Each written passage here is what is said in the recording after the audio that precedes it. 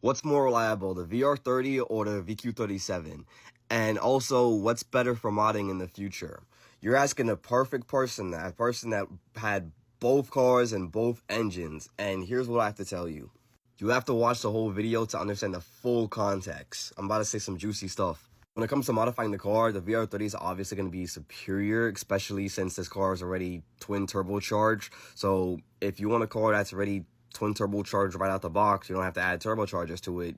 You could get a VR30 and just get a tune and call it a day.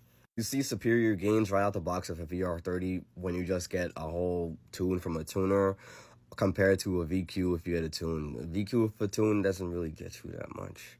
This engine is 8 years old now, the VR30 DDTT. It started in the Q50, Q60, which are discontinued now, and it's now in the Nissan Z, and is going to be put in the, QX80, the truck now.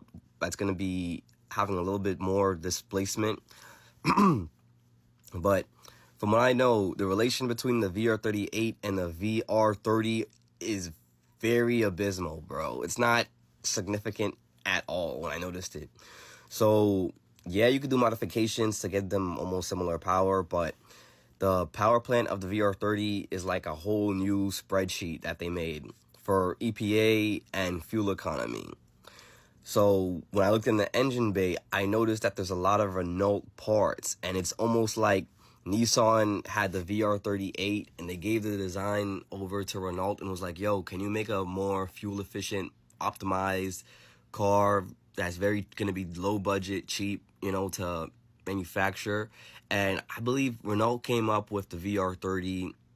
And if you look at similar engines, MR16 DDT, which is in the Nissan Juke and Nissan Sentra Nismo, they share a lot of parts with the VR30. Similar variation of turbos. Oil control solenoid as well.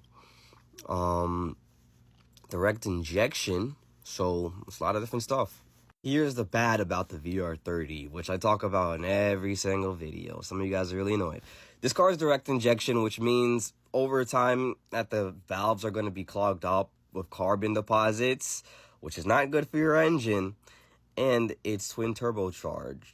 And the turbos get very, very hot. And a turbo's center housing is known to be caked with carbon, and the oil isn't lubricating the shaft and everything, the bearing and everything properly over time, because turbos are a wear item, and we all know that turbo's gonna fail. But the turbos in this location, you gotta drop the motor to get to it. And if you go in the forums, you see a lot of people changing their turbos stock or even modified very early. Like, some people change their turbos at every 5,000 miles, and some people go 100,000 miles. It's just like a 50-50 thing. You could get this car, you could win the lottery and be lucky, but some people aren't lucky. That's just how it goes. And there's a statistic that shows that a very low percentage actually had problems with their turbos compared to the majority of people that actually own these cars. So you got to keep that in mind.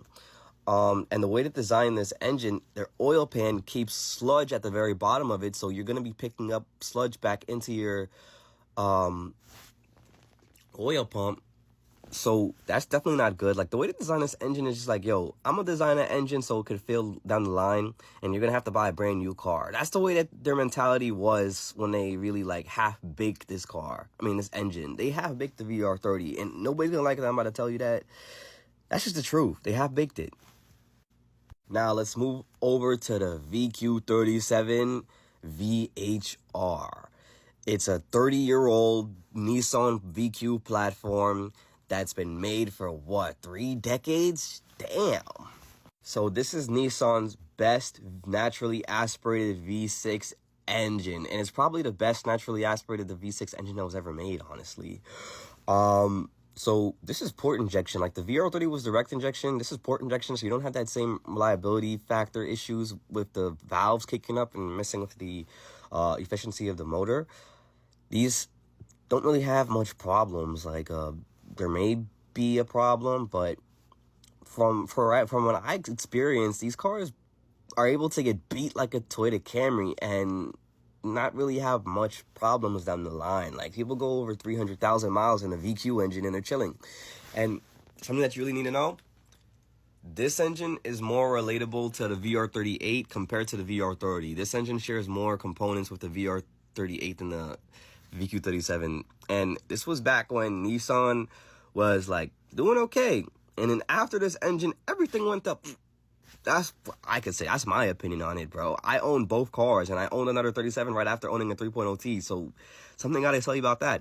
And, bro, a lot of these YouTubers, I noticed too, I'm gonna expose them right now. They had a 37, they got 3.0T, then they went back in a 37. I don't gotta name any names, but y'all know who this is. And this is not just one person, this is more than one person. It's like, people are not staying with the 3.0T platform, but that's for a whole other video, which I'll see you soon. But to stick onto the VQ37 platform, the 37 is going to be slow unless you add force induction. That's just it. If y'all want to add force induction, that's your decision. But it's going to be slow without it. Even if you do all that tuning and everything, you're not going to be able to keep up with 3.0T that's tuned unless they're really heat soaking badly. That's just the truth of the matter. But everybody loves these engines way more. And so there's more of abundance of it. And it's easier to work on. That's just a matter of fact.